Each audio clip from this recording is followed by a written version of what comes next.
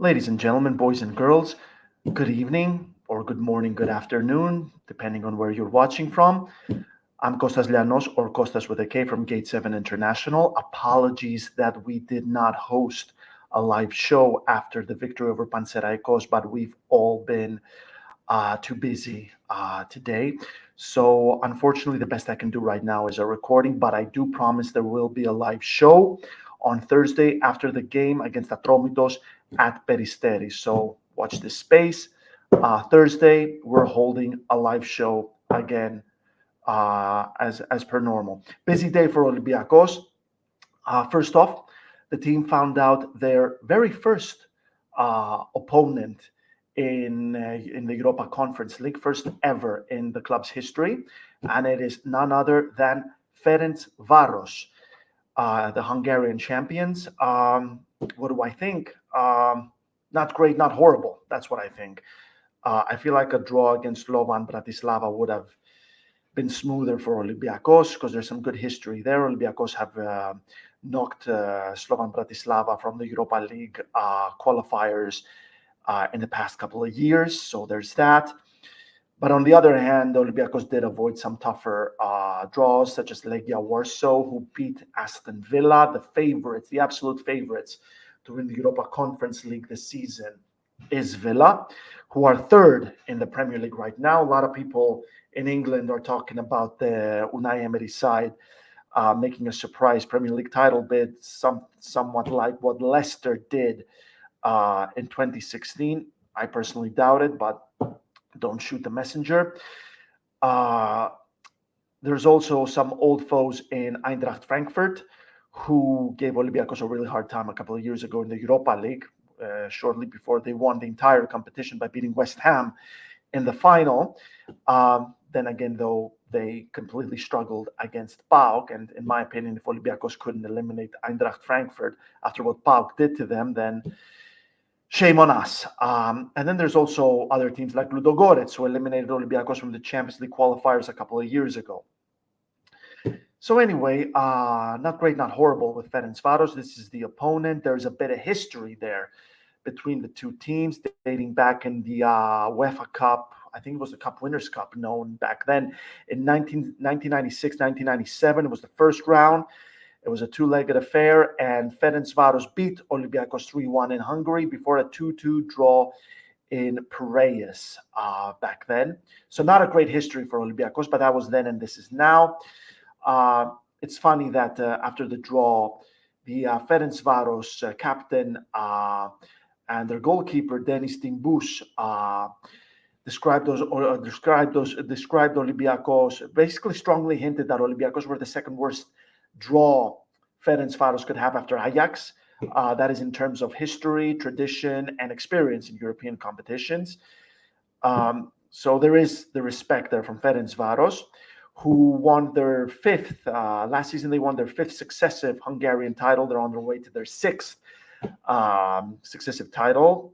Reminds you of someone right there. And when it comes to their European campaign right now, it has not been stellar. And I'm going to go out on a limb and suggest that it has been worse than Olympiacos' campaign this season. Now you're going to tell me, Kostas, don't you remember Freiburg scoring five goals past us?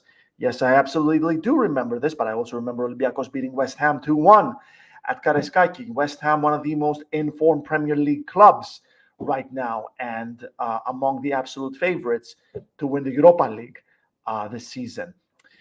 So let's take it from the top.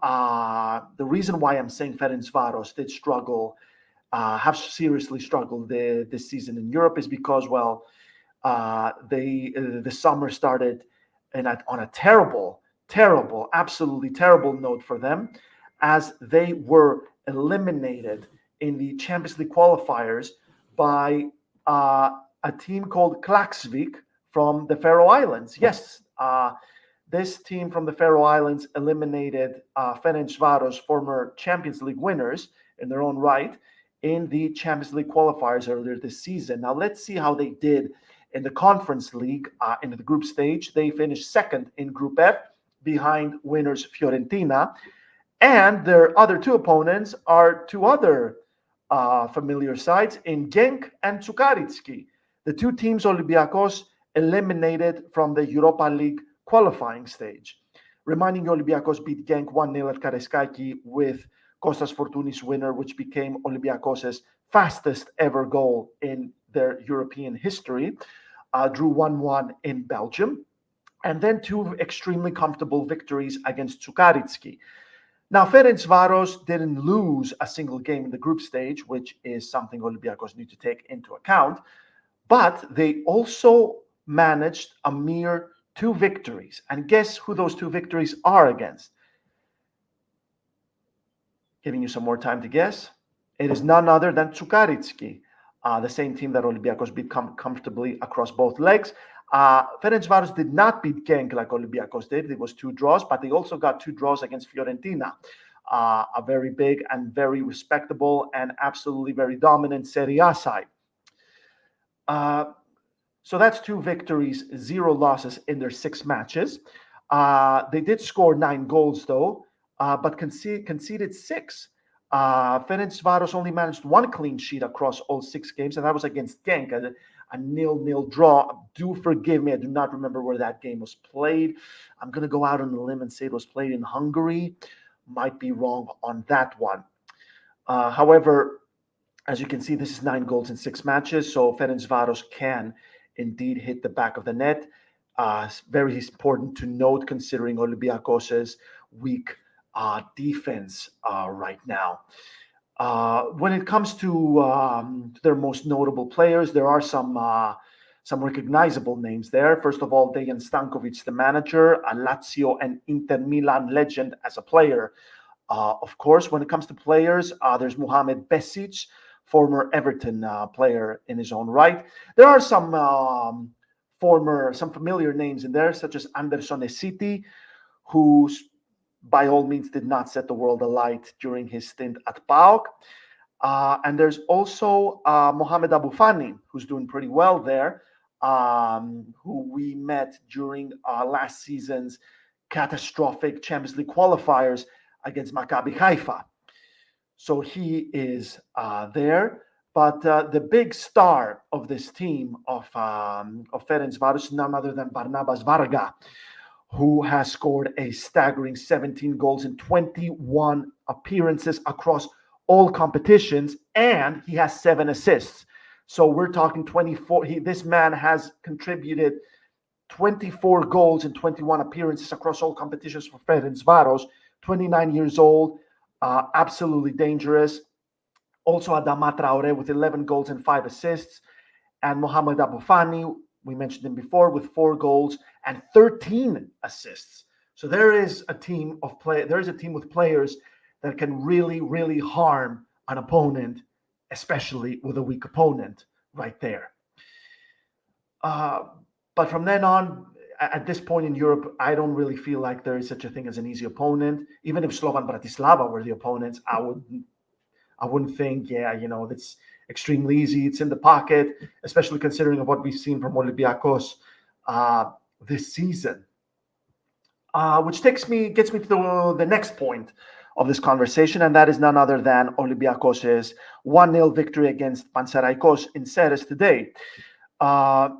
I'm going to be honest, what I saw there was not a team that I would think, this team can eliminate Ferencvaros. In a way, it makes sense because that was Carlos Carvalhal's second match as manager of Olympiacos. The man has barely had 3 weeks to work with Olympiacos, and I feel like right now what makes sense for Carvalhal is to just focus on what works at Olympiacos and try and throw as many band-aids as possible on all the things that do not work at Olympiacos. It was a nervy match, a nervous victory for Olympiacos against Pablo Garcia's side. Pablo Garcia, of course, a PAOK legend, who absolutely loathes Olympiacos.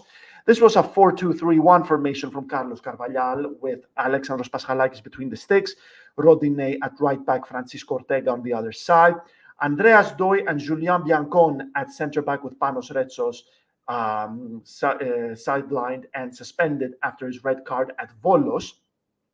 Santiago Eze and Mati Camara in midfield, And then we had Kostas Fortounis at number 10 with Yorgos Masouras on the right and Daniel Podence on the left. And of course, Ayub El Kabi leading the line. Of course, Kostas Fortounis and Masouras kept switching positions as we all know.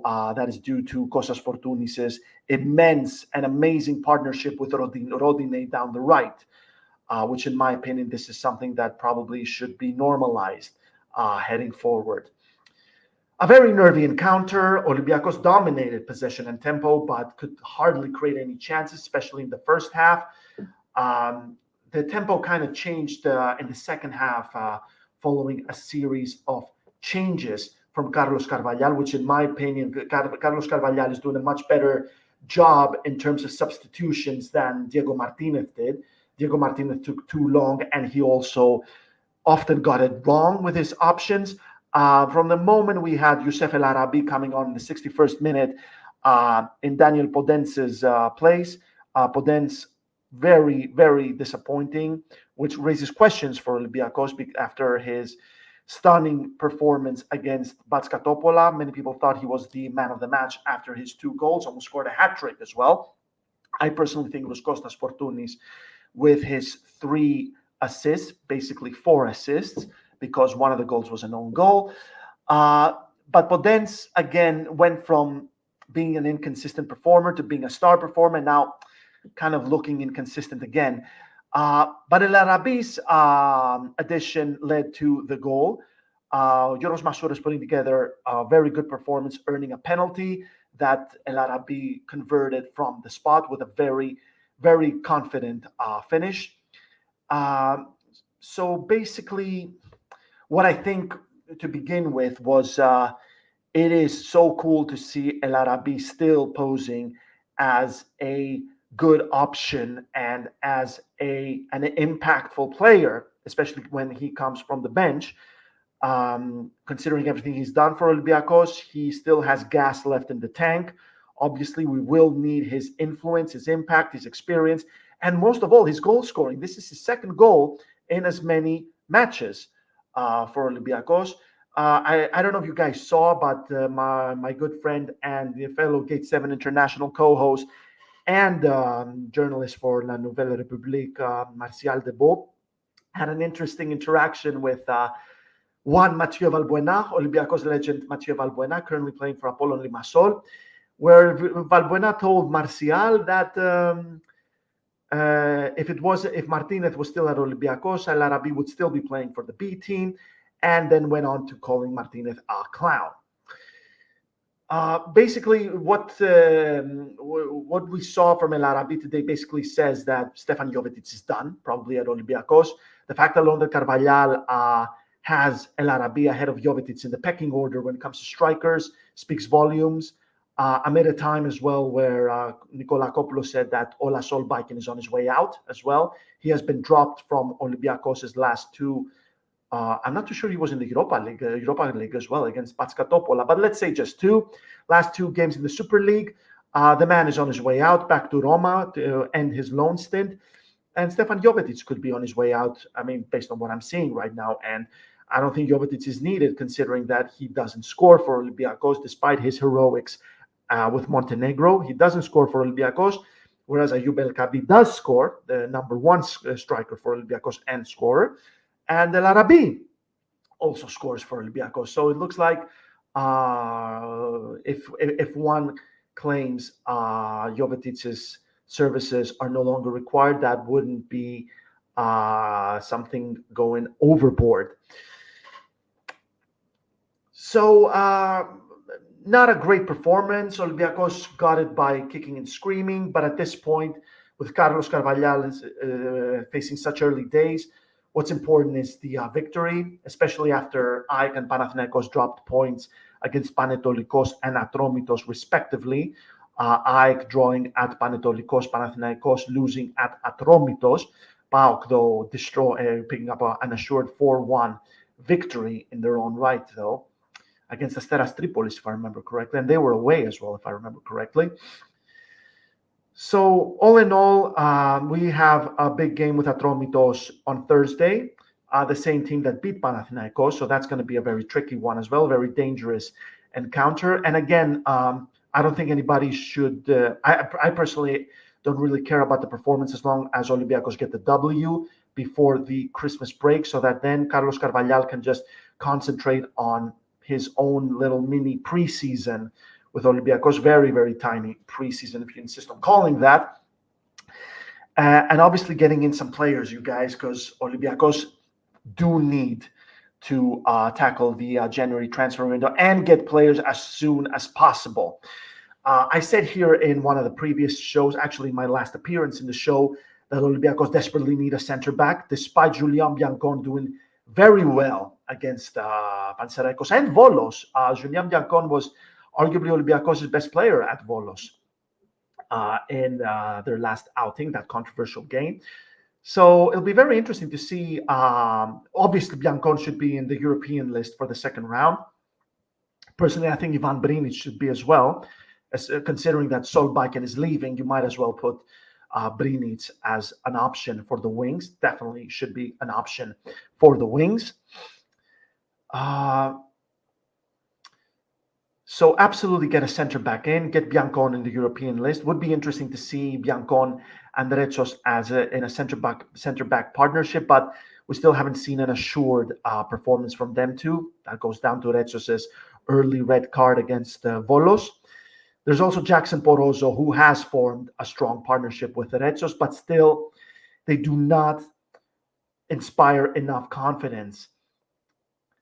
And I feel like that also goes down to the fact that Olympiacos don't have a natural number 6 like Yanem Villa was. Santiago Eze is an amazing player, but I feel like he's more of a number 8. So I think it's extremely important to get in a number 6. I personally would have loved if M. Villa came back, but that ship has sailed, I'm afraid. Diadier Hamaseko would be amazing for another loan stint, but I would not hold my breath on that one. Absolutely, they'll get a number 6. I feel like if a really good center back and a really good number 6 came out of Olympiacos, 2 starters right there that inspired confidence at the back, that would also unlock a lot more in attack, because I feel like that Olympiacos attack would feel a lot more comfortable pushing forward and doing their thing without having to worry about, man, if we lose this ball, we cannot really trust the back line. It kind of feels like they don't have a lot of trust in the back line because of all the countless mistakes that have been committed throughout all the previous games, especially in Europe. I mean, by God, the goals and matches that our back line has cost us this season so far, especially in Europe. But I feel like a good number 6 and a good center back would ease that pressure from the front line, especially for a guy like Kostas Fortounis, who never tracks back. I mean, he'd think to himself, I don't need to even think about that right now. No, Olympiacos won't need Fortounis to track back because they already have a really good number 6. Eze helps a lot. That could help a lot in that regard. And there's also a really good center back that could definitely form a good partnership with Retsos. Absolutely. For all the new subscribers, I keep saying that. And if you haven't done so, please do like and subscribe. Really helps the channel and the algorithm to spread the word across the globe, where we are filled with Olympiacos fans. And also join us at Patreon at gate7intl.com/Patreon. It's patreon.com/gate7intl. Excuse me, it's really late here. It's past midnight in Greece. The thing is, for all of you who just joined, Nikos Dabizas, former technical director of Panathinaikos and Omonia, once told me that the January transfer window is only there for tweaks. It's not there to build a team. It's only there for tweaks. But I am afraid Olympiacos might need a winger if Solbakken indeed does leave, and he's almost definitely going to leave, with Podence being inconsistent, Masouras not being a natural winger, Marius Vrusai doesn't play, Ivan Brinic isn't playing. So might as well go get a winger in there if Solbakken is leaving. It is such a shame that Olympiacos didn't push more for Kirill Despodov. I do believe they could have beaten PAOK for Despodov. Surely playing for Olympiacos is much more attractive than playing for PAOK, despite a really good season this term under Razvan Lucescu, their manager. And Olympiacos might also need a striker because Ayub El Kabi will be gone from January 13 up until February 11, the latest, because we can expect him to get a call-up by Morocco for the 2023 Africa Cup of Nations. Good news is that I don't expect Madi Camara to be called up by the Guinea national team because he has fallen out with the manager. He wasn't called up in the last international break, so there's a good chance he won't be called up for Copa Africa. But there's a very high chance El Kabi will be called up, which raises questions as to who will lead the line in for some extremely crucial matches. Let's go through those crucial matches where Olympiacos will not have El Kabi at their disposal. So those matches, just for a bit of background, Olympiacos are playing Atromitos on Thursday, December 21, and are not back in action until January 3. A nice little break for Carvalhal to try at least and have a little mini preseason. But of course, it's a festive preseason. So there's Christmas, there's New Year's, the players will be going to their family. So very little time to work. But even though Olympiacos will have El Kabi for the game against AEK at Karaiskakis on January 7 and the first leg in the Greek Cup against Panserraikos at Leoforos on January 10, they will not have El Kabi for the second leg against Panserraikos at Karaiskakis, and they are probably not going to have El Kabi for the league game against Panserraikos at Leoforos again, and probably not even going to have him for the PAOK game in Salonika. Good news is he will be available for both the Europa Conference League matches against Ferencvaros in the round of 32 or the playoffs. So who leads the line then? Is it Stefan Jovetic, who has struggled to emulate his past glory years with Man City and Fiorentina? Will it be Youssef El Arabi, whose best years are behind and is now more suited as an impact player, as we saw at Batska and against Batska Topola and Panserraikos? Will it be Al Gassimba, a very brilliant young talent, doing really well at the B team? Surely he deserves a chance. Or will it be my personal pick, Pepiel? We've said it so many times in this podcast. Pepiel was a talisman at Copenhagen, absolute talisman, and did really well at Olympiacos on his debut season, despite all the problems, the myriad of problems Olympiacos had. Pepiel did really well, a really good return in goals and assists. When it comes to Copenhagen, he did really well as either a number 10 or a false 9. So why not use Pepiel as a false 9? I truly believe he will do much better than even El Kabi, because El Kabi is the kind of striker where he knows where to be at the right place and at the right time, but he needs to be fed those balls. He needs Kostas Fortounis to throw that cross. He needs Podence to throw that low ball at him. He's not the kind of player that can run with the ball, that can shoot from distance, that can break inside the opponent's box. He's not like Cedric Bakambu last season, but you know who can do these things? Pepiel. We spoke about Kostas Fortounis being more suited on the right wing, where he works with Rodinei. So why not put Fortounis on the right, Pepiel at number 10, El Kabi up front when El Kabi is not around, Al Gassimba, maybe Youssef El Arabi, or, well, maybe a striker. So Olympiacos are looking at a maximum of 4 signings in January. The 2 must-have signings are number 6 and a center back. That is non-negotiable for Olympiacos, absolutely non-negotiable. And they need a really good center back and a really good number 6, non-negotiable. And from then on, I feel like they're definitely going to need a winger with Ola Solbakken heading off. Daniel Podence looking inconsistent, and sorry to say, I'm starting to see why Gary O'Neill didn't rate him at Wolves. And probably a striker as well, unless Pepiel just does his homework and sees what Biel did at Copenhagen, and either use him as a number 10 or use him as a false 9. If he uses him as a false 9, no need for a striker. So Olympiacos might not need a striker with all the things we hear about Andres Silva.